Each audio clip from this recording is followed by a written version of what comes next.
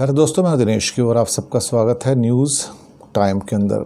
TN Ninan का एक weekly article आता है बिजनेस स्टैंडर्ड में और इसमें एक शख्स के बारे में लिखा उन्होंने और वो उसके बारे में बताते नहीं कि वो कौन है, वो कहते हैं लास्ट में बताऊंगा, यानी कि जहां आर्टिकल ख़त्म होता है। चलिए देखते हैं क्या लिखते हैं।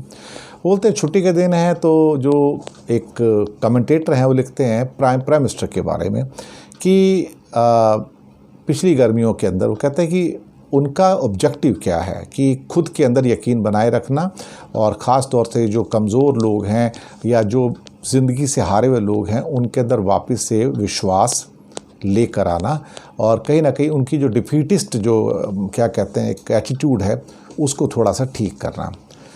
और वो कहीं ना कहीं ऐसा लगता है कि कई लोगों के लिए वे देखा जाए तो वो एक ऐसी राजनीति का चेहरा है जो उनको लगता है कि अजीबोगरीब से हैं। उनके जो क्रिटिक्स हैं वो कहते हैं कि वो एक मायावी व्यक्ति हैं, एक इल्यूजन वाले फिगर्स हैं जो अलग अलग सूरत बनाकर आते हैं लोगों के सामने। कभी ये सूरत बनाते हैं, कभी वो सूरत बनाते हैं, अलग अलग रूप बना के आते हैं और जो झूठ बोल के टॉप पर पहुँचे हैं। इन्होंने ये वो आदमी हैं जो प्रधानमंत्री के बारे में बात करें कि जिन्होंने लोकतंत्र को खतरे में डाल दिया, यानी कि डेमोक्रेसी को डेंजर में डाल दिया।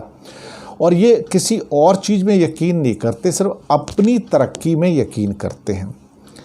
ये दरअसल जो इकॉनमी है और जो इलेक्शंस हैं उनका सबसे ज़्यादा जो एक्सट्रीमिस्ट जो उसका स्टाइल हो सकता है उस स्टाइल से वो देश को लीड कर रहे हैं।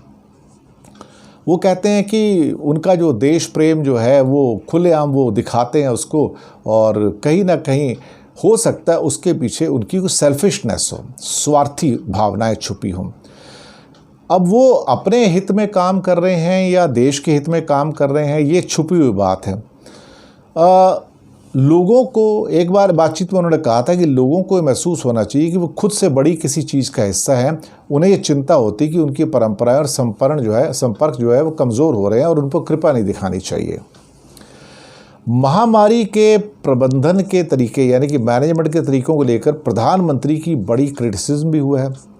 लोग तो उनके साथ बड़े धैर्य से, पेशेंस से पेश आ रहे हैं और माफ़ भी करते हैं क्योंकि वो आम लीडर तो है नहीं।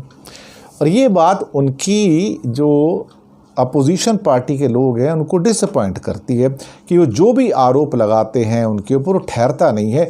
और यही बात उनके जो अपोजिशन वाले हैं उनको पागल बना रही है कि इस आदमी पे हमारी किसी बात का असर क्यों नहीं होता है। और जब जब उनके ऊपर कोई जैसे कोई कंट्रोवर्सी आई है तो वो उसमें से ऐसे बाहर आ जाते हैं जैसे उनका कभी नुकसान कुछ हो ही नहीं सकता है।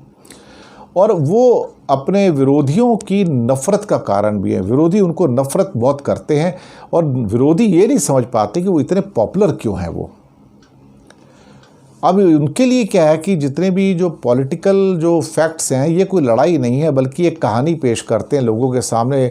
लोगों को सामने राष्ट्रवाद को लेके आते हैं, बड़े क्या कहते हैं ना कि लोक लुभावन तरीके से लोगों के सामने एक ऐसा वर्ड पेश करते हैं जो वर्ड है ही नहीं और लोगों को सपने दिखाते रहते हैं। कमाल की बात है। दिक्कत ये है कि ये एक ड्रीम पॉलिटिक्स है। जॉन डिडियन एक व्यक्ति थे, उनको कहा था कि ये ड्रीम पॉलिटिक्स है कि प्रधानमंत्री को वास्तव में उन समस्याओं को हल करना होगा जिसके केवल भरोसे के दम पर नहीं निपटा जा सकता। यानी कि उनकी घरेलू आर्थिक परियोजनाएं विफल हो जाती हैं, फेल हो जाती हैं। कुछ लोगों को डर है कि देश अजनबियों से डरने वाली पहचान की राजनीति की ओर मुड़ जाएगा। यहाँ की सबसे करीबी जो सहयोगी हैं उन्होंने भी चिंता जताई कि प्रधानमंत्री देश की समस्याओं के बारे में कुछ सोचते नहीं और अपने पे कुछ ज़्यादा ही भरोसा लगाते हैं। अब आप सोच रहे होंगे कि ये किसके बारे में बात की जा रही है। आपकी सोच ठीक है, आप सोच रहे होंगे मैं नरेंद्र मोदी के बारे में बात कर रहा हूँ। TN नाइनन कहते हैं, उनका कहना है कि सारी बातें नरेंद्र मोदी के ऊपर लागू होती हैं, लेकिन ये सारी बातें टॉम मैकडॉक द्वारा लिखी हुई बोरिस जॉनसन की प्रोफाइल से ली गई हैं जो द अटलांटिक में प्रकाशित हुई हैं। द बोरिस जॉनसन, अब कहाँ के प्रधानमंत्री हैं आपको पता है कि वो ब्रिटेन के प्रधानमंत्री हैं। आप शायद सोच सकते हैं कि दो व्यक्ति बिल्कुल एक जैसे कैसे हो सकते हैं। और पैराडॉक्स देखिए, जॉनसन एटन और ऑक्सफोर्ड से निकले हैं और मोदी जो हैं वो देखा जाए तो उनके बिल्कुल उल्टे रहते हैं, जबकि अच्छे ढंग से रहते हैं, जबकि ब्रिटिश जो प्राइम मिनिस्टर हैं वो थोड़े अस्त व्यस्त रहते हैं, बाल भी बिखरे किस्म के रहते हैं, मजाकिया किस्म के हैं। मोदी को हमेशा अक्सर देखा जाए तो एर्डोगान, हंगरी के विक्टर ऑर्बन और ब्राज़ील के जो डिक्टेटर हैं बोल्सोनारो के साथ रखा जाता है, लेकिन कभी भी देखा जाए तो बोरिस जॉनसन को उस लीग में नहीं रखा जाता है। तो बोरिस जॉनसन की जो मेंबरशिप है उसका दावा डोनाल्ड ट्रंप की किताब से मिलता है। फ्रांस के जो अब अगले राष्ट्रपति शायद एरिक जेमार हों, जो ऐसे क्लब का हिस्सा बन जाए, और हो सकता है जो न्यू सो कॉल्ड लिबरलिज्म है वो वहाँ पर आ भी जाए। अब क्या होगा क्या नहीं होगा, लेकिन ये जो आर्टिकल है वो काफ़ी चौंकाने वाला है।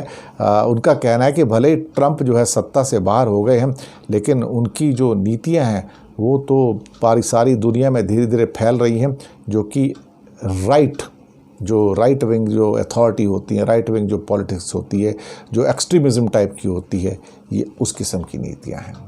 अच्छा आर्टिकल है, थोड़ा सा कॉम्प्लिकेटेड है लेकिन अच्छा है।